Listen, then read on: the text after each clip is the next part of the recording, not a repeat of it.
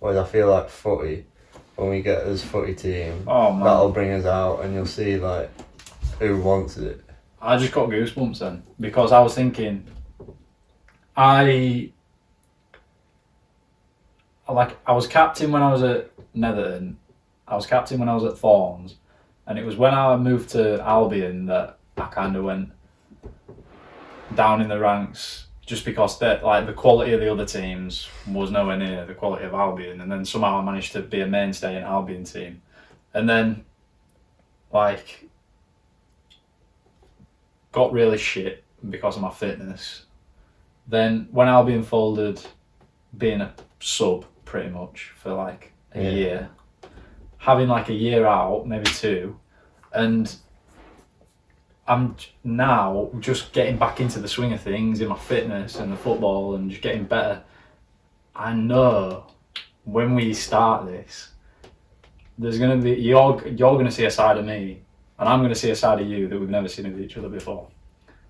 And I know, like, because I know that I'm gonna see that, I'm anticipating it, and I've got I kind of got an idea of what it's gonna be like seeing you like that.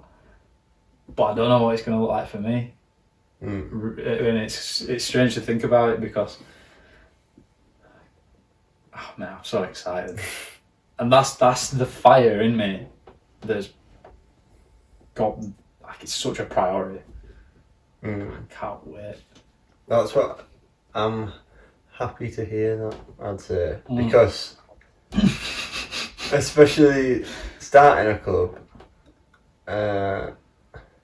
so I'll put it like this, back playing football, it used to be me at centre back because I was the tallest, the biggest, and like I just fit centre back well, and I did my job and whatever. So then I used to start all the time just because my physical attributes were to a high enough standard that it'd help like a lot.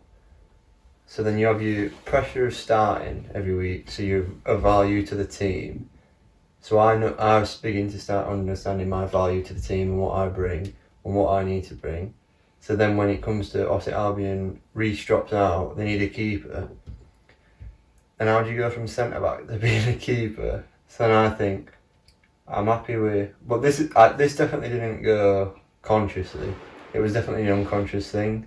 It like sprouted out of nowhere. I remember first training session back from Reece dropping out, I brought some gloves, just anticipating another keeper to come, but they didn't, so I was like, I'll go in net. And then somebody was like, oh, you're fit net for season, so I was like, this team needs a keeper for the season, I'll go in net for the season. See, that's such a, I'm going to say noble, because I'm struggling for words, but it suits. That's such a noble thing to do, because realistically, I don't know, I mean, tell me if I'm wrong, you'd prefer to play outfield, or would you these days? At that point, maybe you'd have preferred to play outfield, and you decided to sacrifice that for the team. So I'll say something selfish here by saying I knew I wanted the pressure of being so valuable to a team as a goalkeeper is. Obviously it's a mistake, it's a goal. So I knew I wanted that pressure because I wanted to be valued a lot higher than I was. So instead of going from a starting centre back, not a captain, next to a captain, next to somebody who thinks is so good that can play up front, like Harry Clark playing anywhere. So you go from somebody who loves, so who's secondary to somebody who's so vital to a team and so good at football, to like, so you think this guy's good at football, I want to prove to you that I'm good at football, so I'm going to put myself in the most dangerous position on the pitch. You're at the most risk physically and mentally, I think, as a goalkeeper.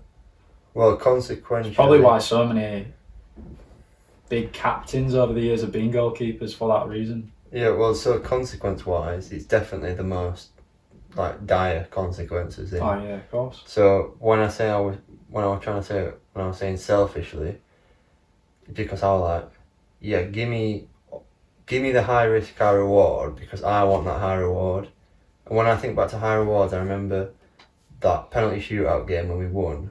How good that felt. As selfish as it is, I feel like I won that on some aspect as well as everybody You else winning. fucking did.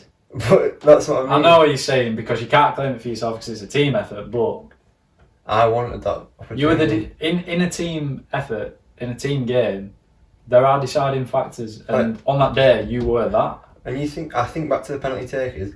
I remember Jamie Kemp being me and Jamie Kemp last ones to take pens. Because Jamie did not want to take And a penalty. Jamie went to me, take this pen, and I went, no, I'm taking last one.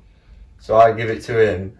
I went, no, I'm taking last one. And then he scored, I saved theirs, and then it was my turn, and I scored. You saved their keepers, didn't you? Yeah. I will never ever forget that moment when you saved that goalkeeper's penalty. That feeling, man. That feeling of when you got it and you kept the ball that you just saved. There was no fucking way in hell that you were missing that penalty. You know you what? slammed that ball down on the spot, and I thought, don't matter where he hits this, don't matter where the keeper dives, this is going in. And when I think back to them moments, that's what I mean by being selfish. I was like, yeah, I'll take this team. I'll get into the... You'll take that weight on your shoulders. I'll take the deepest water, the deepest swim, and I'll win this because I want to prove my value to the team. So I'm trying to show, like, I'm selfish in a competitive way, but I'm trying to somehow talk myself out of being not selfish and, like, being for the team. But what I'm trying... But that's meta. That's meta. You've got to have the balance. So it came from you saying you're hungry and you want to fight for it. So what I'm basically saying is, I've got all this past experience. I've got what I take to the field every Saturday. And I know for a fact, for the past maybe 2 or 3 years, with Dynamos and stuff, I've been wanting a more professional setup just because I want to be taken seriously. Because I know that I bring a value to the team, like I'm saying, and it should be respected. And you're bringing this. It should be the value of... So the value that I'm bringing should be represented in a way, and that is in a better team. I'm not saying that the team is bad, but in terms of the competing. So like by people turning up pissed and whatever on some Saturdays, I took that as disrespect. I took that as... And you're a member of the team. So you're gonna put... So look, it's like me going up dunk tank or something, and my team has to... So right, the thing where you throw the balls in it. So I'm basically saying I'm on the line here because I'm literally on the line of the goal. Yeah. And you're turning up half drunk, hungover, and you're putting my stake at the line because if I concede 8, that in look at what this right wing has done. Who's drunk and he's not tracked back, and he's let that left wing go. It's the keeper's letting 8, the defence is letting 8, because that's what it comes down to. So what I'm saying is that there's so much value on my position when I turn up that it needs to be respected more, and it should be in a better team, in a respectful team. And we're going to have that. Yeah, definitely. I see a different side to you when we talk about stuff like this. I know we're talking about that other side that we're going to see when we actually started, but even just like now, you sat up. You sat up and you started just think when we're giving these team talks. Man.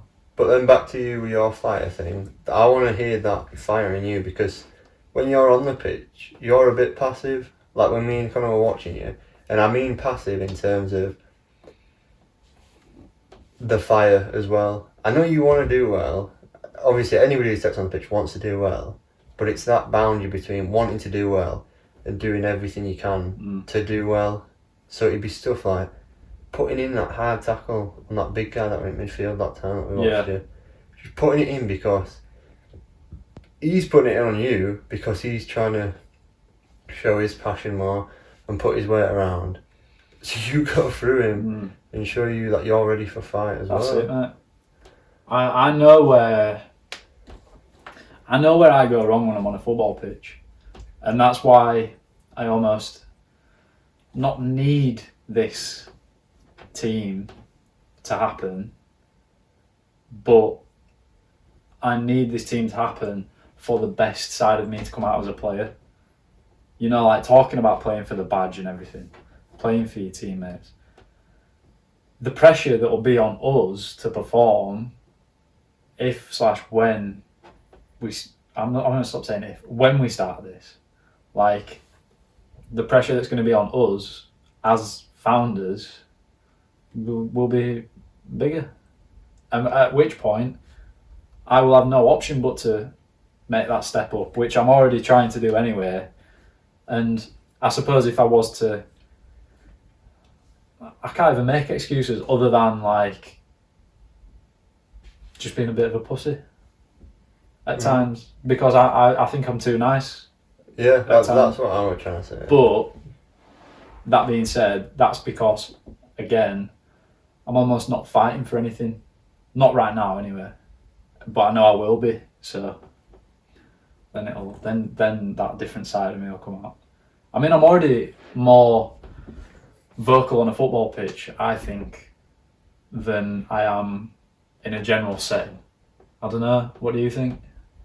Yeah. I suppose you probably don't judge it like that. You probably don't think about it much. Well, I'm definitely more vocal on a football pitch. Yeah. In terms of like volume and amount of speaking. 100%.